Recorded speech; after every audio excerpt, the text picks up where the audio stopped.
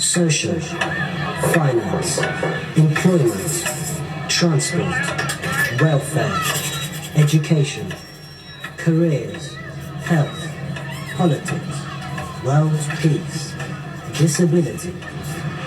This is the bigger picture.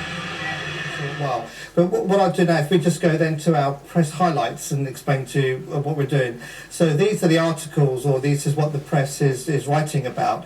So we chose The Guardian, and the question for that was, are you listening more to the needs of deaf children? And that could help all students. And then you had the BBC News from their viewpoint part of the page. And is it time to stop using the word disability? I mean, that's quite a tough one. And then the Independence, the thing that really got me was the hate crime against disabled people rises by 41% in 1 year. That's really hurtful to know that. And then we've got the Sports Gazette, the forgotten sports personalities of the year. I'm sure that might resonate with you there, Fiona. And then CNN break down the barriers facing disabled students, how we're going to deal with that. And the Time magazine talks about 5 lessons I've learned from people who stare at my daughter. And the last one is the point of view by the BBC, happiness and disability.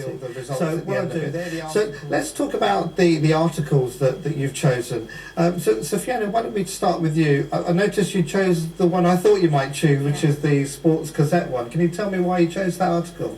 It's about the forgotten sports personalities of the year, which was a huge snub to the disabled sports world. Like, not one single disabled sports person was nominated for an award, and there's so many that have done so well last year that it was amazing. They didn't even get nominated. It was like they ignored us all. Well, why do you think that is? I think, speaking as a disabled person, we get ignored by able-bodied people. There's it seems to be like there's a difference in where people think. Yeah.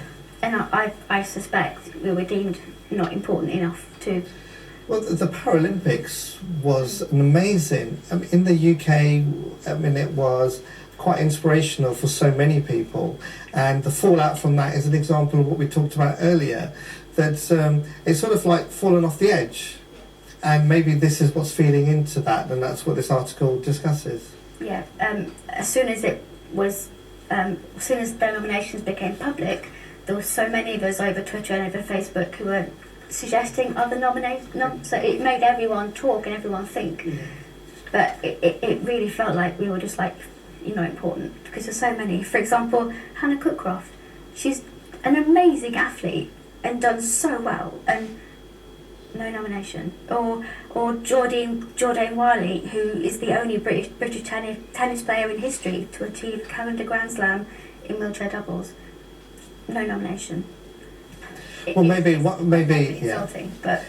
And you do find it insulting, and I hope it's not down to ignorance, but I hope shows like this and what we talked about earlier can probably change the attitude of people, and probably let's see in the future we get some nominations.